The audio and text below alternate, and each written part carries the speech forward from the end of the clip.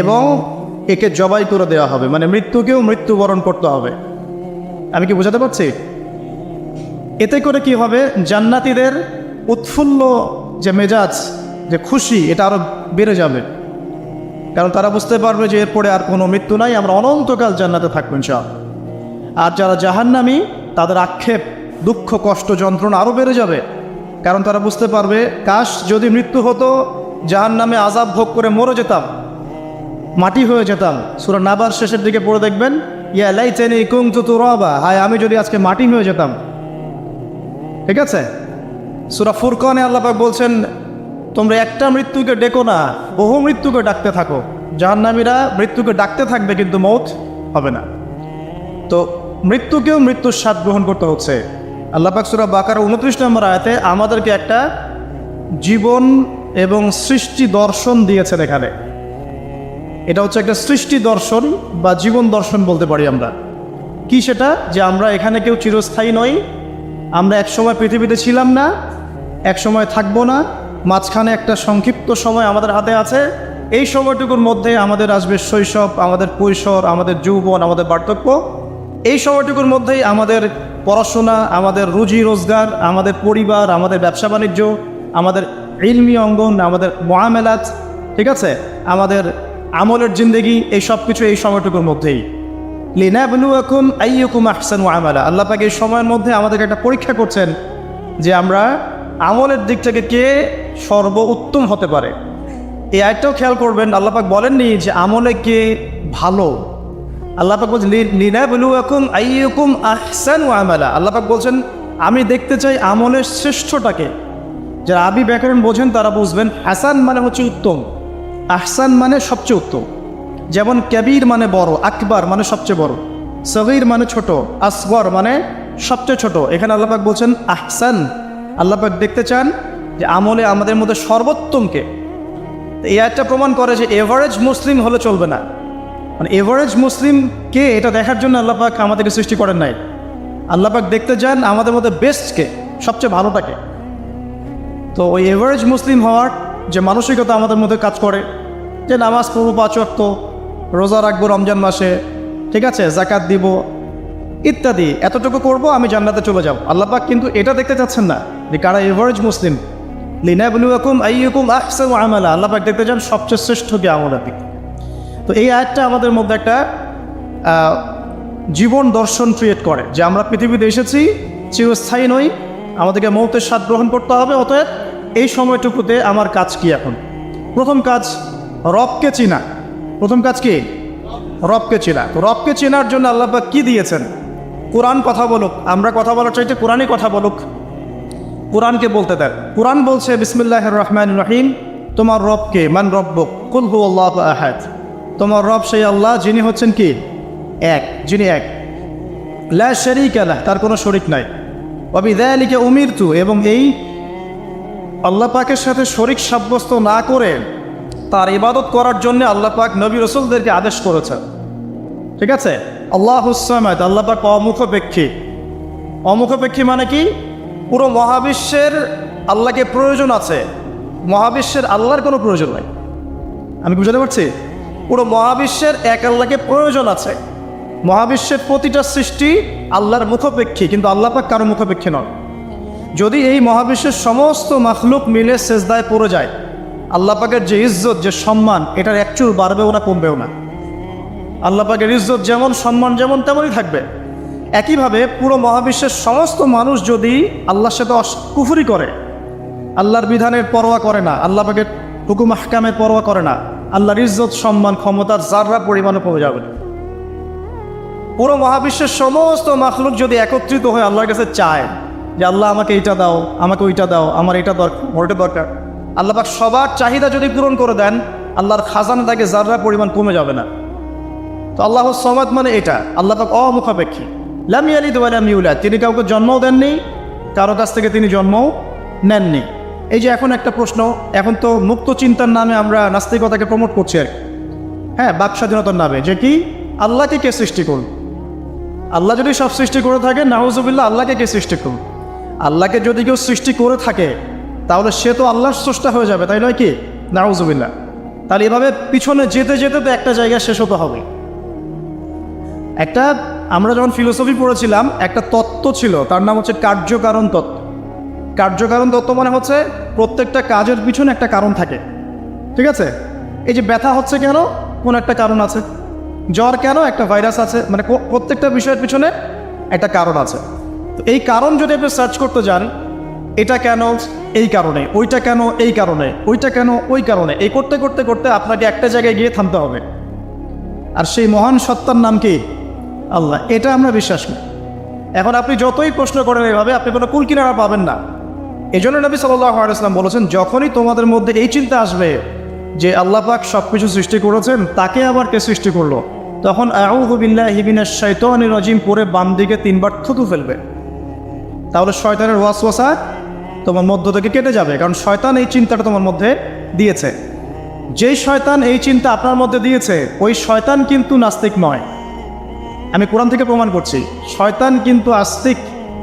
যখন শয়তানকে বের করে দেওয়া হচ্ছে জান্নাত থেকে, ওই যে সেজদা না করার কারণে, শয়তান বলেছে রব্বি আনজিরনি ইলা ইয়াউমি ইউবআসুন। শয়তান আল্লাহকে বলছে রব্বি, হে আমার রব, আনজিরনি, আমাকে অবকাশ দিন, ইলা ইয়াউমি ইউবআসুন, সেই দিন পর্যন্ত যেদিন সবাইকে পুনরুত্থিত করা হবে। মানে এখানে শয়তান আল্লাহকে রব বলে ডাকছে, বুঝতে পারছেন না? শয়তান আল্লাহকে বলছেন রব্বি, হে আমার রব। আর শয়তান কি আস্তিক না নাস্তিক? অথচ শয়তান পৃথিবীতে এসে চ্যালেঞ্জ নিয়েছে যে সে পুরো মানব জাতিকে জাহান্নামে নিয়ে যাবে। আর আল্লাহ পাক বলছেন, আমার মুখলেস বান্দাদের তুমি কোনো ক্ষতি করতে পারবে না। আবার শয়তান চ্যালেঞ্জ করছে, আমি ডান দিক থেকে আসবো, বাম দিক থেকে আসবো, সামন থেকে আসবো, পিছন থেকে আসবো, ওয়ালা তাজিদু আকসারাহুম শাকিরিন। আল্লাহ, আপনি বেশিরভাগকেই শুকরগুজার পাবেন না। যেটার বাস্তব প্রতিফলন আমরা এখন দেখছি। বেশিরভাগ মানুষ নামাজ পড়ে না, বেশিরভাগ দেখবেন রোজা রাখে না, বেশিরভাগই দেখবেন কোরআন পড়তে জানে না, ম্যাক্সিমাম সুদ খাচ্ছে, ম্যাক্সিমাম জেনা করে, মেজরিটি সংখ্যক মানুষ কিন্তু আল্লাহর বিধানের পরোয়া করছে না। অল্প কিছু মানুষই আল্লাহর বিধানের পরোয়া করছে। এই কথাও আল্লাহ কোরআনে বলেছেন, ওয়া কলিলুম মিন ইবাদিয়াশ শাকুর, আমার শুকরগুজার বান্দার পরিমাণ হবে কি? খুব কম। এমনকি নবী সাল্লাল্লাহু আলাইহি ওয়াসাল্লাম হাদিসে বলেছেন যে আমার উম্মতের মধ্যেই 73টা দল হয়ে যাবে। কয়টা? তার মধ্যে 72টা দল জাহান্নামে, নাউযুবিল্লাহ।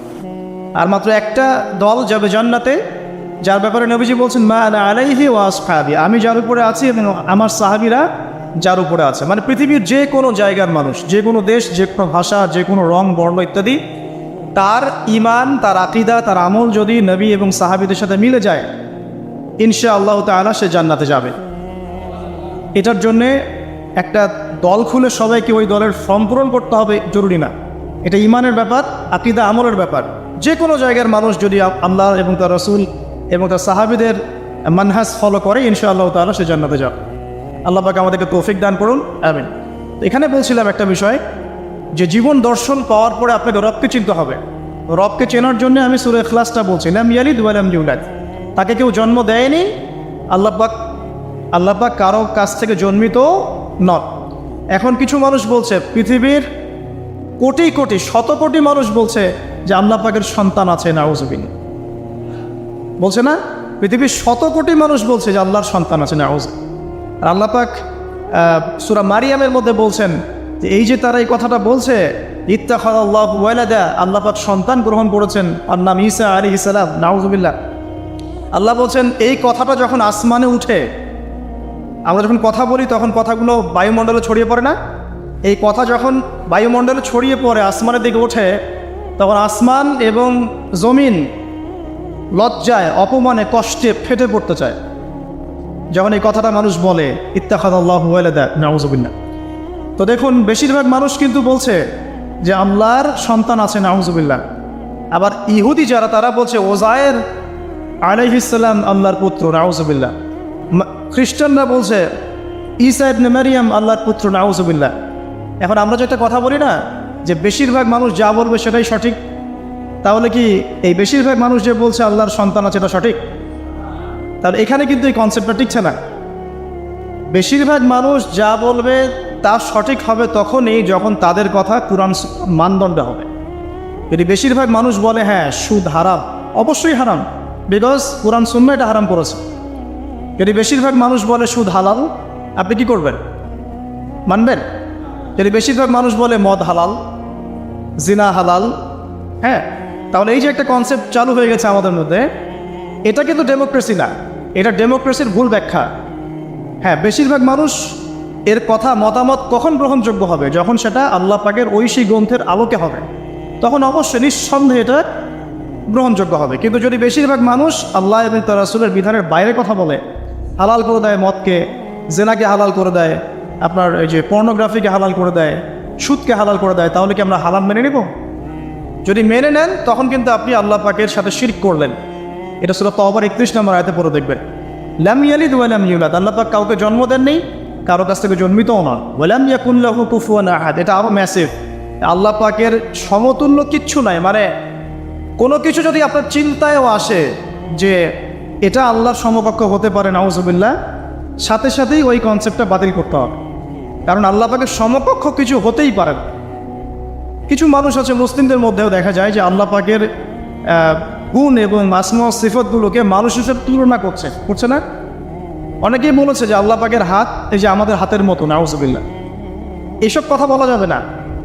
অনেকে বলেছে আল্লাহ পাকের পা মানুষের পায়ের মতো, আল্লাহ পাকের চেহারা মানুষের চেহারার মতো। অনেক ফিলোসফিক্যাল বই আমরা পড়েছি, এগুলোতে অনেক মানুষ এই কথাগুলো লিখেছে, এগুলো সম্পূর্ণ বাতিল লাগে।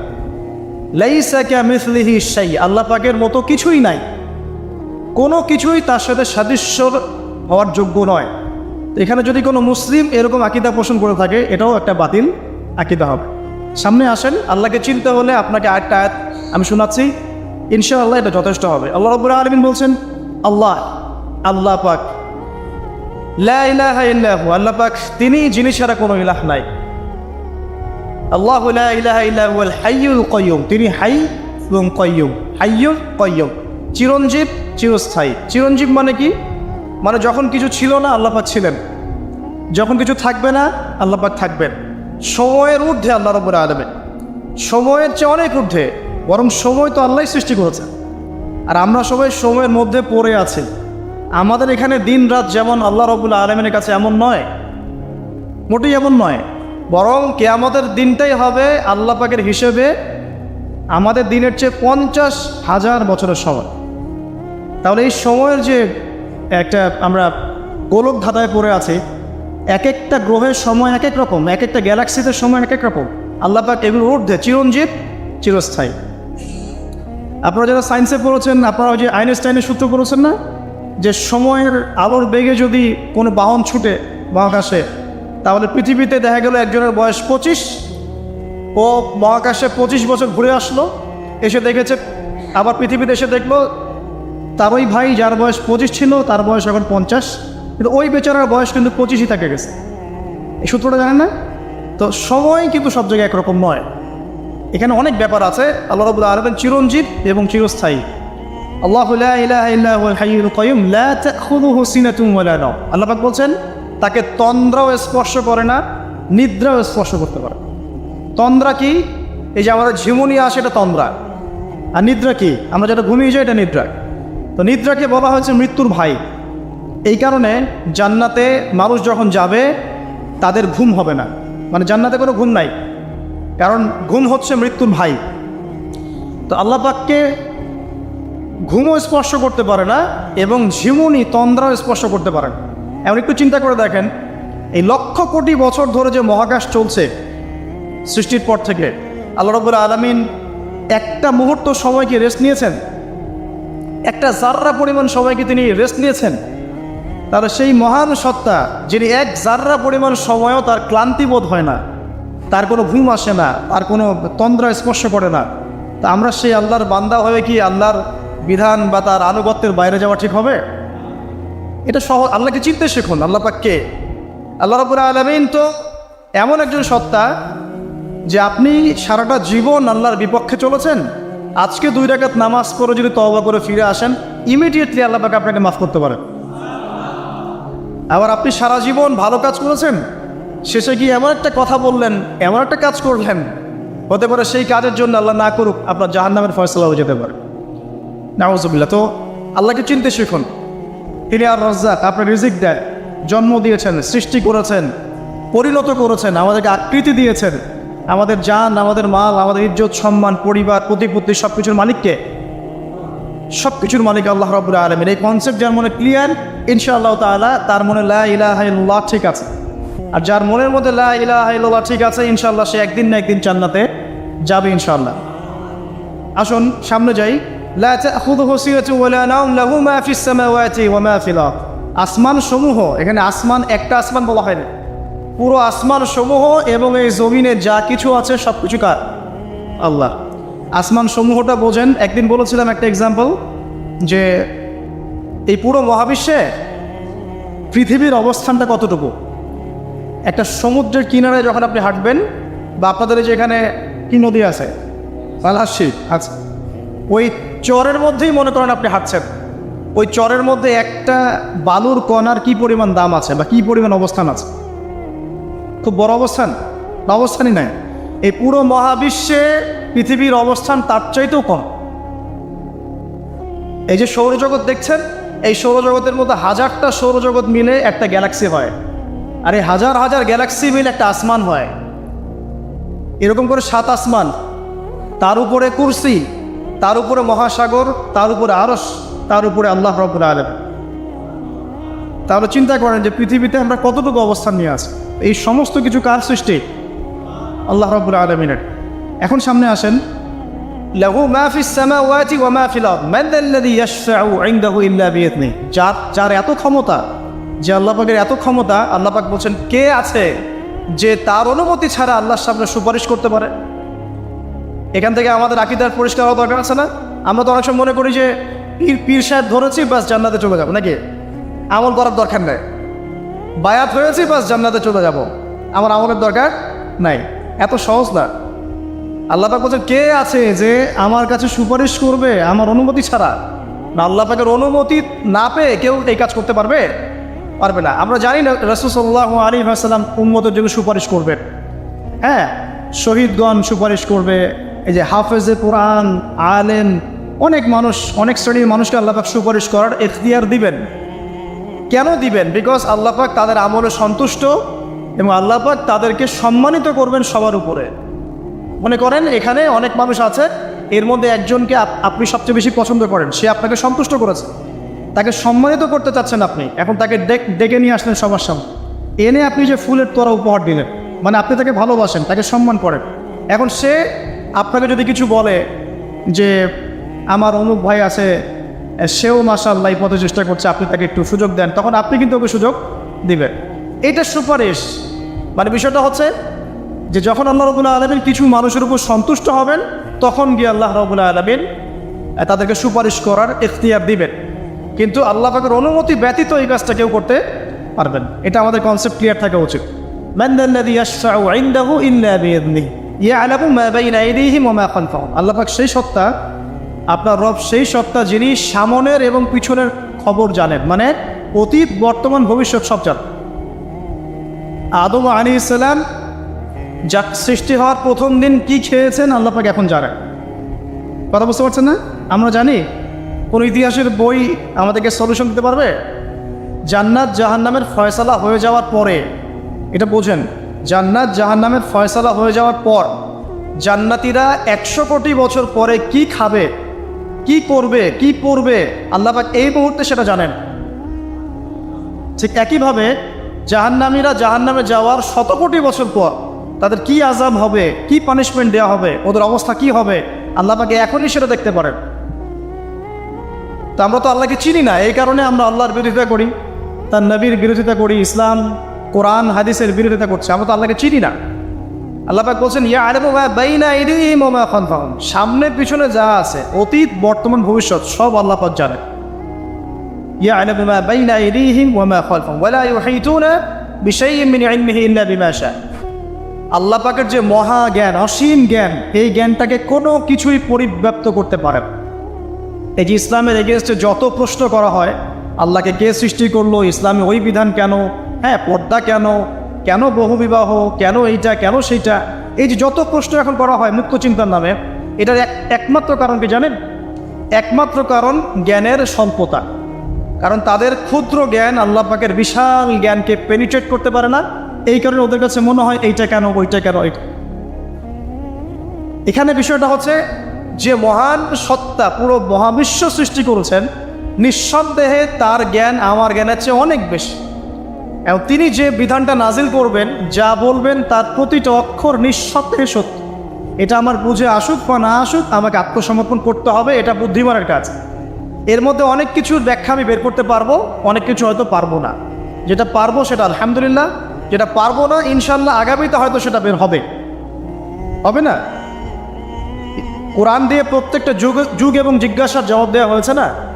এখন হয়তো ওয়ার্ল্ডে এমন নতুন নতুন কিছু মাসালা এসেছে যেগুলো এখন পর্যন্ত আবিষ্কৃত হচ্ছে না, হয়তো সামনের দিনগুলোতে দেখবেন ঠিকই এগুলো আবিষ্কার হয়েছে। দেখবেন হয়তো কয়দিন পর যদি নাসা বলে যে হ্যাঁ জান্নাত জাহান্নাম বলে কিছু আছে, আমরা দেখেছি, ওরা এখন বলছে না মহাবিশ্বে ওইখানে প্রাণ আছে, এই আছে সেই আছে, মানুষ বিশ্বাস করছে। কয়দিন পর যদি তারা এই কথাটা বলে, তখন দেখবেন সারা বিশ্বের মানুষ বিনা বাক্যে বিশ্বাস করে। তো যেটা আগামীতে হবে সেটা আল্লাহ পাক আগেই জানিয়ে দিয়েছেন। তো প্রকৃত মুসলিম এবং বুদ্ধিমান মুসলিম সে যে নিঃশর্তভাবে আল্লাহ পাকের এই বিধানগুলোকে মেনে চলে, এখানে কোনো প্রশ্ন করতে যায় না। কারণ সে জানে আমার জ্ঞানটা সসীম, আল্লাহ পাকের জ্ঞান অসীম। ক্ষুদ্র জ্ঞান কখন আল্লাহর মহাজ্ঞানকে পেনিট্রেট করতে পারে না। এটা আল্লাহ পাক বলছেন যে আল্লাহর মহাজ্ঞানকে কোনো সত্তাই পরিবেষ্টন করতে পারবে না, ইল্লা বিমা শা। যতটুকু জ্ঞান তিনি দিতে চান এতটুকু বাদ দিয়ে, যতটুকু জানিয়েছেন এতটুকু বাদ দিয়ে আমরা জানি না। যেমন কিয়ামতের অনেক সাইনের কথা বলা আছে না, এক্স্যাক্টলি কোন দিনে কিয়ামত হবে কেউ বলতে পারবে না। আল্লাহ পাক যতটুকু চান এতটুকু আমরা জানি।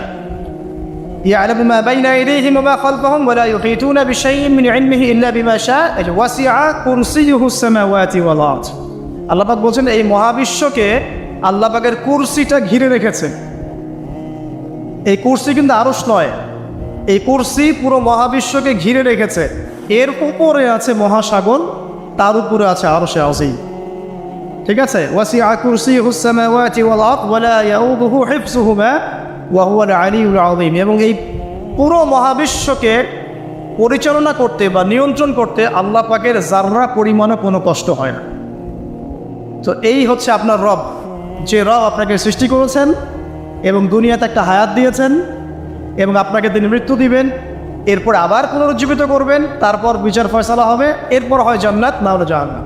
না, আপনি আপনার রবকে চিনতে শিখুন, তাহলে ইনশাআল্লাহ তাআলা এটা আপনার জন্য সহজ হবে আল্লাহর আনুগত্য করা, তার দাসত্ব করা।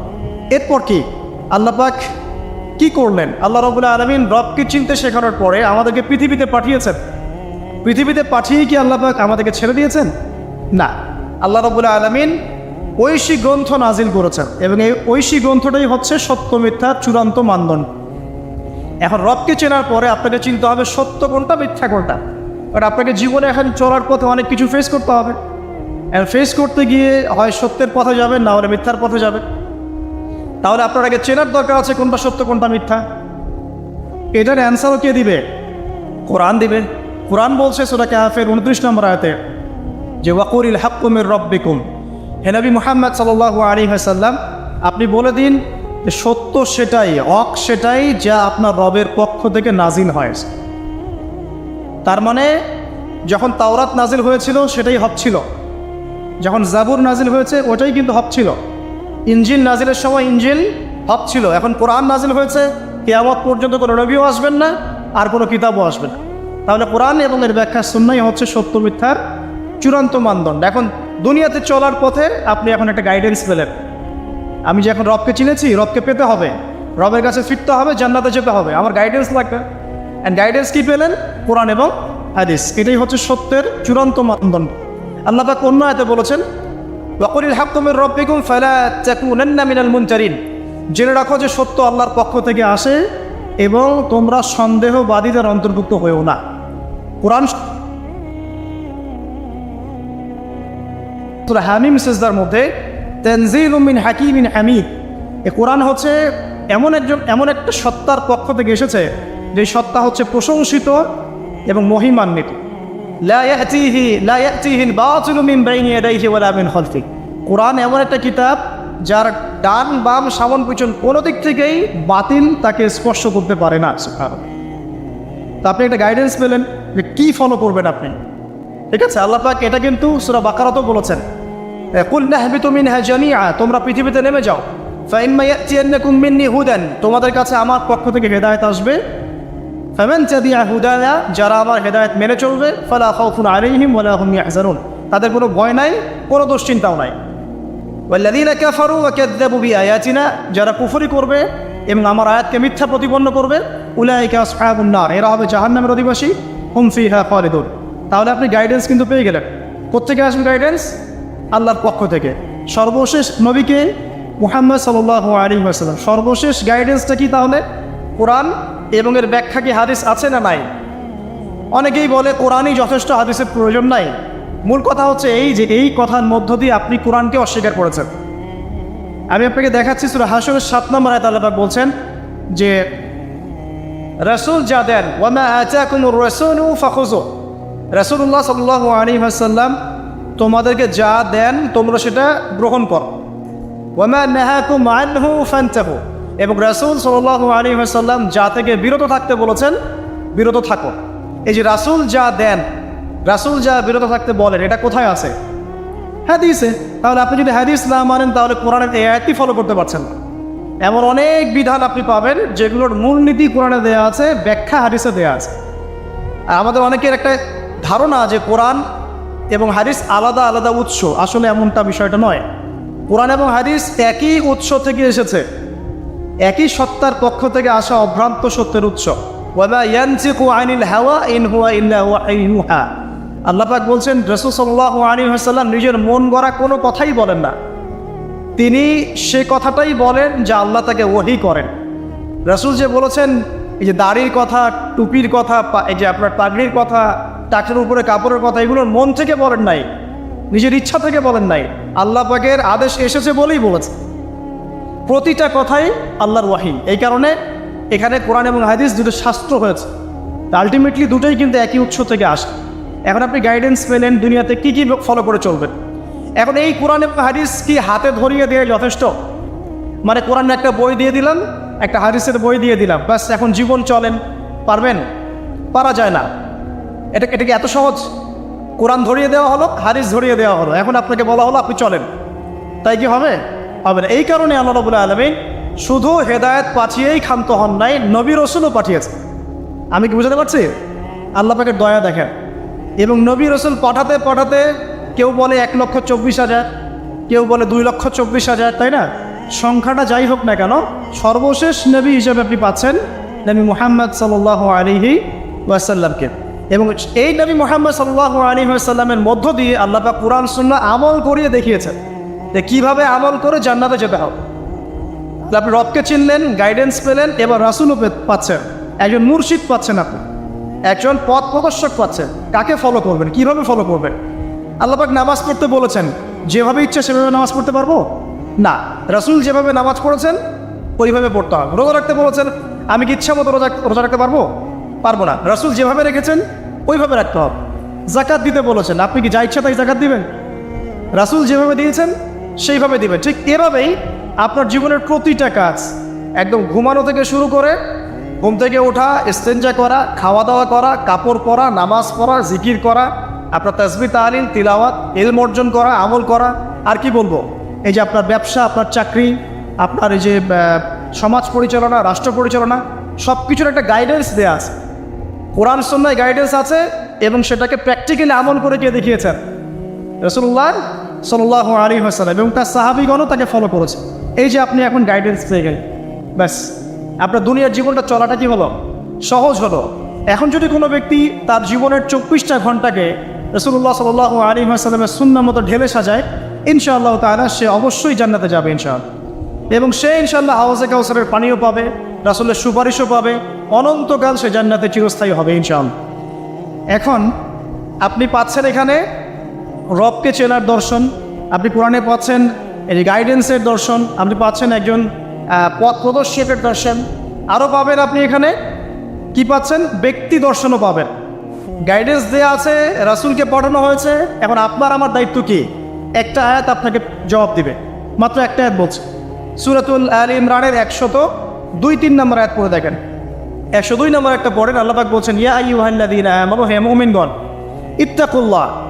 এখন আপনাকে আমাকে ইন্ডিভিজুয়ালি বোঝানো হচ্ছে, সব বাদ দাও, এখন আপনি আমি চিন্তা করব। ইত্তাকুল্লাহ, তুমি আল্লাহকে ভয় করো। হে মুমিনগণ, তোমরা আল্লাহকে ভয় করো, ব্যক্তিকেন্দ্রিক। ইত্তাকুল্লাহ হাক্কা তুকাতিহি, এমনভাবে ভয় করো যেভাবে ভয় করা দরকার, মানে পরিপূর্ণ তাকওয়া অবলম্বন করো। ওয়ালা তামুতুন্না ইল্লা ওয়া আনতুম মুসলিমুন, পরিপূর্ণ মুসলিম বা মুসলমান না হয়ে তোমরা মৃত্যুবরণ করো না। এই যে ব্যক্তি দর্শন পাচ্ছেন আপনি, না আমাকে কি করতে হবে? আমাকে এখন পরিপূর্ণ মুসলিম হতে হবে। হতে হলে কী করতে হবে? রবকে চিনতে হবে, চিনলাম। গাইডেন্স, পথ প্রদর্শক লাগবে, পেলাম। আমার কিতাব লাগবে, পেলাম। ওর ব্যাখ্যা লাগবে, পেলাম। এবার আমি ব্যক্তি দর্শনও পেলাম যে আমাকে এখন নিজেকে মুসলিম হতে হবে। মানুষের কথা পরে, আমার পরিবার পরে, আমার রাষ্ট্র পরে, আমার সমাজ পরে, আগে আমি, সবার আগে আমি নিজে। কারণ আমাকে আমার রবকে ফেস করতে হবে একা একা। আল্লাহ পাক সূরা মারিয়ামে বলেছেন, এই পৃথিবীতে যত মানুষ আছে এরা সবাই একা একা একজন একজন করে আল্লাহর কাছে হিসাব দিবে। একসাথে 10 জনের হিসাব দিবে না। চিন্তা করতে পারেন পৃথিবীতে কত কোটি মানুষ চলে গেছে, আর কত কোটি মানুষ আছে, আর কত কোটি মানুষ আসবে। সবার হিসেব হবে একা একা, একজন একজন করে। এবং তাদের মাঝখানে কোনো দোভাষীও থাকবে না। ভাষা বুঝি না এমনও না, তারা ভাষা বুঝবে। এই জন্য আমরা বলি যে মানুষের মৌতের সাথে সাথেই ভাষা কি হয়ে যাবে? আরবি। জি, এই জন্য জীবন থাকতে আরবিটা শেখেন। আরবিটা শিখলে কোরআন জানতে পারবেন, বুঝতে পারবেন। আল্লাহ পাক তৌফিক দান করুন, আমিন। তো দেখুন, প্রথমে ব্যক্তির কথা বলা হচ্ছে, সব কিছু বাদ দেন। ইয়া আইয়ুহাল্লাযীনা আমানু, হে মুমিনগণ, তোমরা আগে নিজেদের নফসের খবর নাও, ঠিক আছে? ইত্তাকুল্লাহ, আল্লাহকে ভয় করো, হাক্কা তুকাতিহি, ভয় করার মতো ভয় করো। ওয়ালা তামুতুন্না ইল্লা ওয়া আনতুম মুসলিমুন, পরিপূর্ণ মুসলিম না হয় মৃত্যুবরণ করুন। এখন পরিপূর্ণ মুসলিম হতে হলে আমার কি করতে হবে? এক কথা, সহজ কথা, কোরআন এবং হাদিসে যা আছে মেনে চলতে হবে এবং রাসূলুল্লাহ সাল্লাল্লাহু আলাইহি ওয়াসাল্লামের আদর্শ ফলো করতে হবে। এটা ফলো করতে গিয়ে যদি আমি হোঁচট খাই, করে যাই, তাহলে কি হবে? আবার উঠবেন, আবার ওযু করবেন, আবার নামাজে দাঁড়াবেন, তওবা করবেন। জীবনের একটা পর্যায়ে পর্যন্ত মনে করেন আপনি হেদায়েতের পথে ছিলেন না, কি করবেন? আজই তওবা করে ফিরে আসবেন। আল্লাহকে বলবেন, আল্লাহ যা নামাজ কাজা করেছি, যা রোজা কাজা করেছি, আল্লাহ মাফ করে দাও। আগামী দিনগুলোতে ইনশাআল্লাহ আমি নামাজ রোজা কাজা করবো না। আগামী দিনগুলোতে মৃত্যু পর্যন্ত আমি কোরআন সুন্নাহ মেনে চলবো ইনশাআল্লাহ। তওবা করে ফিরে আসেন। ব্যক্তি ভালো হলে পরিবার ভালো হবে না? পরিবারগুলো ভালো হয়ে গেলে সমাজটা ভালো হবে না ইনশাআল্লাহ? আর এই রাষ্ট্রটা কি সমাজের বাইরে না ভিতরে? সমাজ নিয়ে রাষ্ট্র হয় না, রাষ্ট্র নিয়ে সমাজ হয়? রাষ্ট্রবিজ্ঞান পড়েন, সমাজবিজ্ঞান পড়েন, সমাজ নিয়েই কিন্তু রাষ্ট্র। আগে কিন্তু এই বর্তমান সময়কার এই গ্লোবাল রাষ্ট্রের কাঠামোটা ছিল না। কিন্তু প্রাচীন গ্রিকের দর্শন পড়েন, ওদের ফিলোসফিগুলো পড়েন, ওখানে কিন্তু ছোট ছোট নগর রাষ্ট্র ছিল, ছোট ছোট নগর রাষ্ট্র, এগুলি তখন রাষ্ট্রের ভিত্তি ছিল। মদিনা কি তখনকার এখনকার এরকম বড় ইউনাইটেড নেশনসের মধ্যে ছিল? ওই ছোট্ট একটা কাঠামো ছিল, ওটাই রাষ্ট্র ছিল। কোরাইশরা যে গোত্রকেন্দ্রিক থাকতো, ওইটাই ছিল ওই সময়কার রাষ্ট্রকেন্দ্রিক কাঠামো। তো সমাজ নিয়ে রাষ্ট্র হয়। সেখানে আমরা যদি সমাজের মানুষ ঠিক না হয়, শুধু উপরের দিকে আঙুল তুলে কোনো লাভ হবে না। কারণ এই মানুষগুলো তো আসমান থেকে টপকে পড়ে নাই, এই মানুষগুলো সমাজ থেকে উঠে আসছে। তো এই জন্য ব্যক্তির কথা আল্লাহ পাক আগে বলছেন যে তোমরা আগে নিজেরা পরিপূর্ণ মুসলমান না হয়ে মারা যেও না। আর সূরা মাইদা আল্লাহ পাক বলছেন, ইয়া আইয়ুহাল্লাযীনা আমানু, হে মুমিনগণ, আলাইকুম আনফুসাকুম, তোমরা নিজেরা নিজেদের নফসের খবর আগে নাও। লা ইয়াদুররু মান দাল্লা ইন ইহতাদাইতুম, তোমরা যদি হেদায়েতের উপর থাকো, যারা পথভ্রষ্ট হয়ে গেছে, এই পথভ্রষ্টতা তোমাদের কোনো ক্ষতি করবে না। কেউ যদি পথভ্রষ্ট হয়ে যায়, আপনার কোনো সমস্যা নেই, আপনি আগে নিজে ঠিক হন, পরে আপনি তাকে ঠিক করতে যাবেন যখন আপনি তার যোগ্য হবেন। তখন এমন জামানার কথা নবীজি বলেছেন সাল্লাল্লাহু আলাইহি ওয়াসাল্লাম, যেই জামানায় আমানত থাকবে না, সত্য মিথ্যা হয়ে যাবে, মিথ্যা সত্য হয়ে যাবে, ন্যায় অন্যায় হবে, অন্যায় ন্যায় হবে, হক বাতিল হবে, বাতিল হক হয়ে যাবে। এই জামানার কথা নবীজি বলছেন। তখন সাহাবী জিজ্ঞাসা করছেন যে ওই সময় আমি কি করব? ইয়া রাসূলুল্লাহ, নবী সাল্লাল্লাহু আলাইহি ওয়াসাল্লাম বলছেন, ওই সময় তুমি তোমার নিজের নফসের খবর নাও।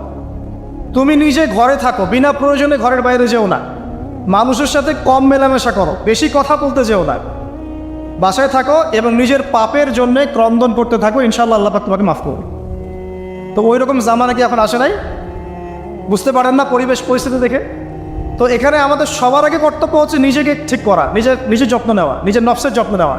তারপর কি, যখন আমি পরিপূর্ণ মুসলিম হব ইনশাআল্লাহ, এরপরে আপনি চলে যাবেন আপনার শিক্ষা ক্ষেত্রে, তাই না?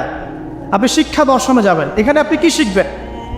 আমি সবসময় বলি, আপনারা যেখানে পড়াশোনা করছেন সেগুলো পড়বেন, কোনো সমস্যা নেই, কিন্তু আপনাকে কোরআন এবং হাদিসের কিছু বেসিক নলেজ অর্জন করতে হবে।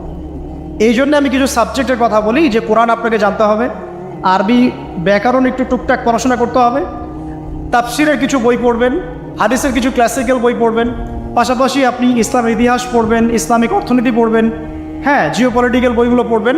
এভাবে সাবজেক্ট ওয়াইজ আপনি পড়াটাকে ভাগ করে নেবেন। এমন না আপনি মেডিকেল সায়েন্সের পড়া বাদ দিয়ে এসে এখানে মাদ্রাসায় ভর্তি হয়ে যাচ্ছেন। এটা সবাই এটা পারবেও না, সবার এটার প্রয়োজনও নাই।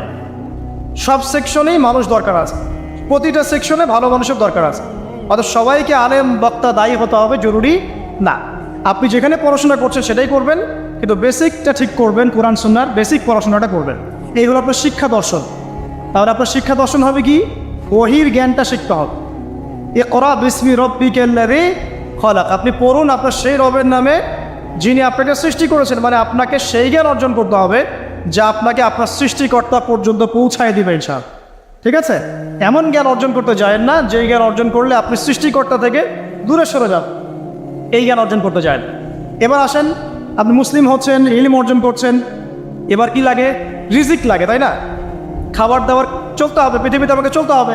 এখন চলার জন্য আপনার রিজিক লাগবে, হয় ব্যবসা বা চাকরি বা অন্য কোনো সেক্টর, আপনাকে চলতে হবে। এখানে কি ইসলাম কোনো কথা বলে নাই? অবশ্যই বলেছে। কোরআন এখানে কি বলছে? আমাদেরকে অর্থনীতির কি দর্শন দিচ্ছে কোরআন? আল্লাহ পাক সহজ সরল কথা বলছেন যে ইয়ামহাকুল্লাহু রিবা ওয়া ইউরবিস সাদাকা। দেখো, অর্থনৈতিক জীবনে চলার ক্ষেত্রে রিবা থেকে বেঁচে থাকবে, কারণ রিবা বা সুদ তোমার সম্পদটাকে সংকুচিত করে ফেলবে, আর সদকা দান জাকাত এটা তোমার সম্পদকে বৃদ্ধি করতে থাকবে। কথা কি বুঝতে পারছেন? তার মানে ইসলামিক অর্থনীতি একটা ভিত্তি পেলাম, জাকাত দান সাদাকা, ঠিক আছে? আর রিবা থেকে দূরে থাকতে।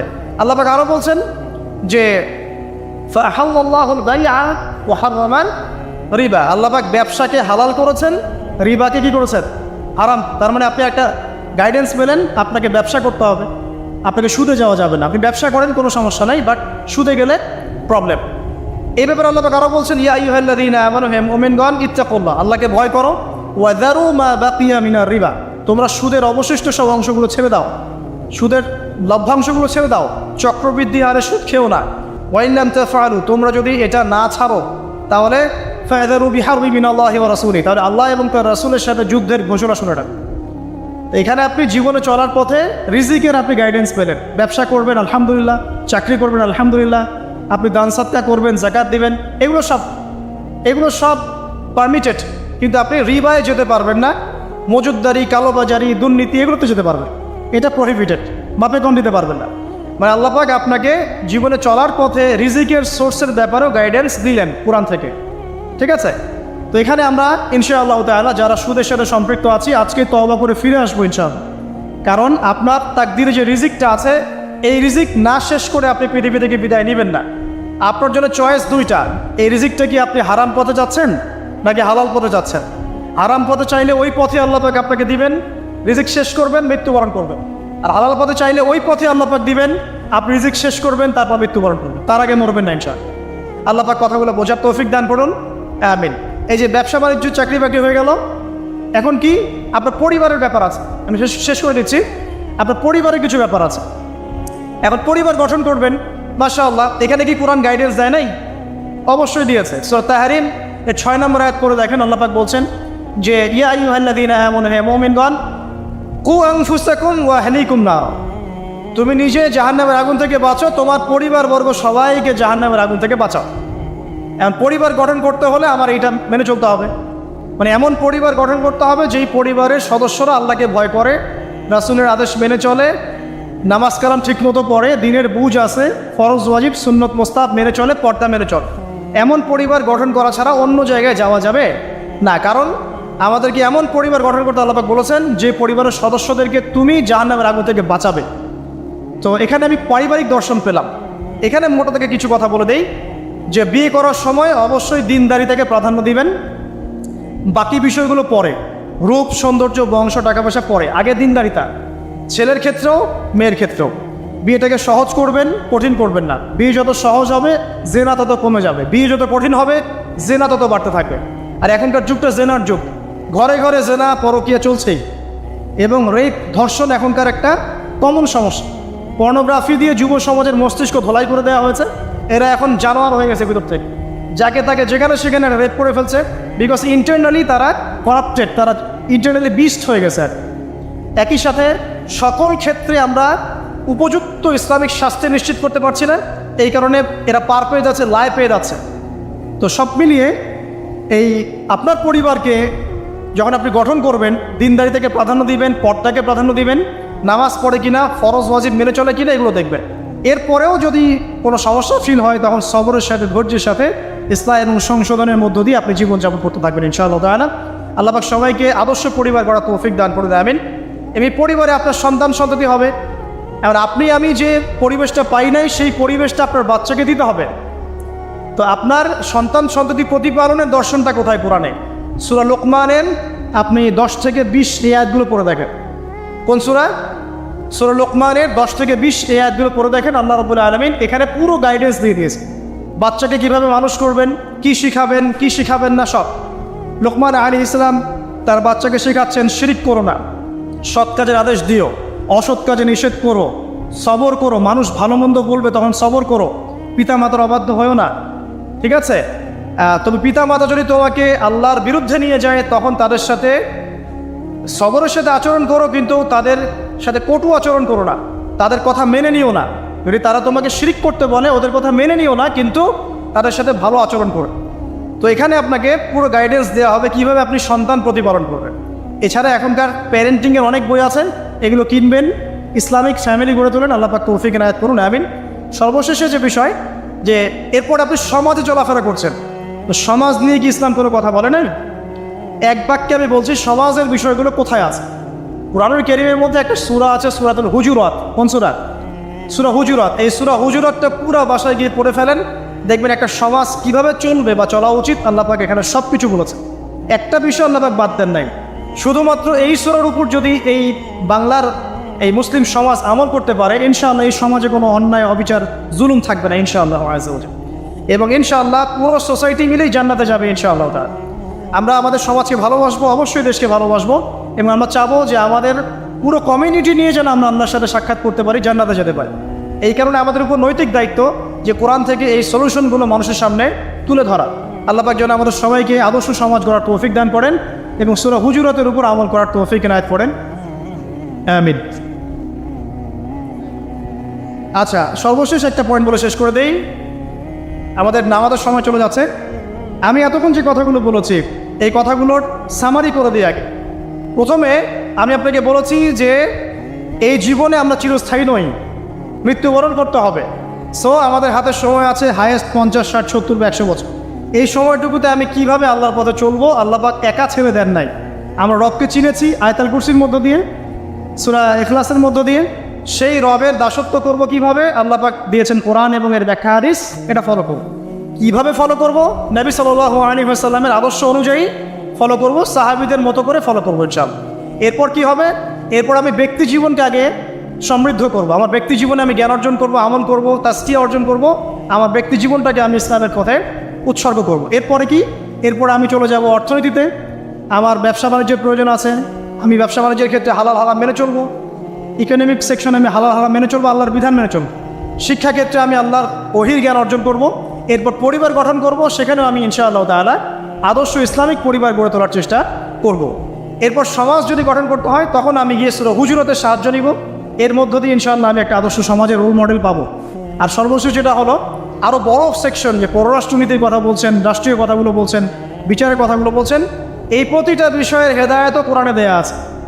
এখন এই যুগে, এই সময়ে, এই 21 শতাব্দীতে এসে এই পশ্চিমাদের দৌরত্বের এই যুগে আমরা এটা কতটুকু করতে পারবো আমরা জানি না, কিন্তু জেনে রাখা ভালো। জাস্ট জানার জন্য বলছি। আল্লাহ রাব্বুল আলামিন কুরআনুল কারীমের মধ্যে বলেছেন যে ইয়া দাউদ, হে দাউদ, সূরা সাদের 26 নম্বর আয়াতে আল্লাহ পাক বলেন, ইয়া দাউদ, হে দাউদ, ইন্না জাআলনাকা খলিফাতান ফিল আরদ, হে দাউদ, আমি তোমাকে পৃথিবীতে খলিফা করেছি। আল্লাহর খলিফাকে, যে আল্লাহ রাব্বুল আলামিনের বিধান মেনে চলে, সেই তো আল্লাহর খলিফা। হে দাউদ, আমি তোমাকে পৃথিবীতে খলিফা করেছি, তোমার কাজ কি? ফাহকুম বাইনান নাসি বিল হক, তোমার কাজ হচ্ছে মানুষের মধ্যে হকের মানদণ্ডে বিচার ফয়সালা কর। আর হক কি আমি কিন্তু আগে বলেছি সূরা কাহফ 29 নম্বর আয়াতে, যে হক সেটাই যেটা আল্লাহর পক্ষ থেকে নাজিল হয়। এই মানদণ্ডে তুমি মানুষের মাঝখানে বিচার ফয়সালা করবে। ওয়ালা তাত্তাবিউল হাওয়া, এবং তুমি তোমার প্রবৃত্তির দাসত্ব করবে না। ফায়ুদিল্লাকা আন সাবিলিল্লাহ, তাহলে এটা তোমাকে আল্লাহর পথ থেকে সরিয়ে নিয়ে যাবে। ইন্নাল্লাযীনা ইউদিল্লুনা আন সাবিলিল্লাহ, নিশ্চয়ই যারা আল্লাহর পথ থেকে বিচ্যুত হয়ে যায়, লাহুম আযাবুন শাদীদ, তাদের জন্য আছে প্রচণ্ড যন্ত্রণাদায়ক শাস্তি। বিমা নাসু ইয়াওমাল হিসাব, এই কারণে যে তারা হিসেবের দিনটা ভুলে গিয়েছে। এখানে আমরা একটা দর্শন পেয়ে গেলাম যে আমাদেরকে যদি আল্লাহ রাব্বুল আলামিন বড় লেভেলে নিয়ে যান, তখন আপনাকে কি ফলো করে সমাজ, রাষ্ট্র এবং পলিটিক্যাল অ্যাফেয়ার্সগুলো ডিল করতে হবে। জানি আমি আপনাদের চেয়ে খুব ভালো করে জানি যে এটা বর্তমান বিশ্বে অলমোস্ট ইম্পসিবল। বর্তমান বিশ্বের যে কাঠামো, ঈসা ইবনে মারইয়াম এবং মাহদী আসার আগ পর্যন্ত এটা ইম্পোজ করা অলমোস্ট ইম্পসিবল। তারপরে আমরা জেনে রাখছি, বিকজ এটা জানার অধিকারটা আপনাদের আছে। আল্লাহ পাক সূরা মাইদা আরও বলেছে, ওয়ামান লাম ইয়াহকুম বিমা আনজালাল্লাহু ফাউলাইকা হুমুল কাফিরুন। সূরা মাইদা পড়েন 44, 45, 47 তিনটা আয়াত পড়বেন। আল্লাহ পাক বলছেন, যে ব্যক্তি বা যারাই আল্লাহ পাকের নাজিলকৃত বিধান অনুযায়ী ফয়সালা করছে না, তারা জালেম, তারা ফাসেক, তারা কাফের। আল্লাহ পাক বলেছেন, আমার কথা নয়। আল্লাহ পাক আরও বলছেন, যখন তোমরা পলিটিক্যাল অ্যাফেয়ার্সে যাবে, ওয়ালা তাত্তাখিযুল ইয়াহুদা ওয়ান নাসারা আউলিয়া, তোমরা ইহুদি এবং নাসারাদেরকে বন্ধুরূপে গ্রহণ করো না। এই আয়াতটা তেলাওয়াত করলে আমাদের মিডল ইস্টের যারা আছে শাসকরা, তাদের কলিজা কাঁপা শুরু হয়ে যায়। আল্লাহ পাক বলেছেন, ইয়া আইয়ুহাল্লাযীনা আমানু, হে মুমিনগণ, লা তাত্তাখিযুল ইয়াহুদা ওয়ান নাসারা আউলিয়া, তোমরা ইহুদি এবং নাসারাদেরকে বন্ধুরূপে গ্রহণ করো না। কেন গ্রহণ করো না? বা'দুহুম আউলিয়াউ বা'দ, এরা একে অপরের বন্ধু। ওয়া মান ইয়াতাওয়াল্লাহুম মিনকুম, তোমাদের মধ্যে কেউ যদি ওদের দিকে মুখ ফিরায়, ফাইন্নাহু মিনহুম, সে তাদের অন্তর্ভুক্ত। ইন্নাল্লাহা লা ইয়াহদিল কওমাজ যালিমিন, আল্লাহ পাক এই জালেমদেরকে হেদায়েত করেন না। সেরকম অনেক আয়াত কোরআনে আছে।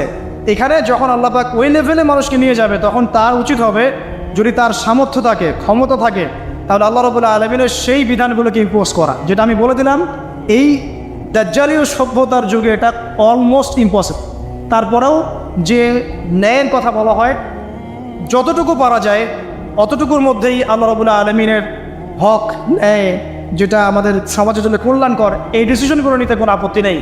আল্লাহ রাব্বুল আলামিন আমাদের ঊর্ধ্বতন কর্তৃপক্ষ যারা আছে সবাইকে শক্তিশালী করুন, আমরা দোয়া করি, এবং তাদেরকে আল্লাহ রাব্বুল আলামিনের কোরআন এবং হাদিস বোঝার তৌফিক দান করুন। সরাসরি না হলেও টেকনিক্যালি ইসলামের বিধানগুলোকে ইম্পোজ করার তৌফিক আল্লাহ সবাইকে দান করুন, আমিন।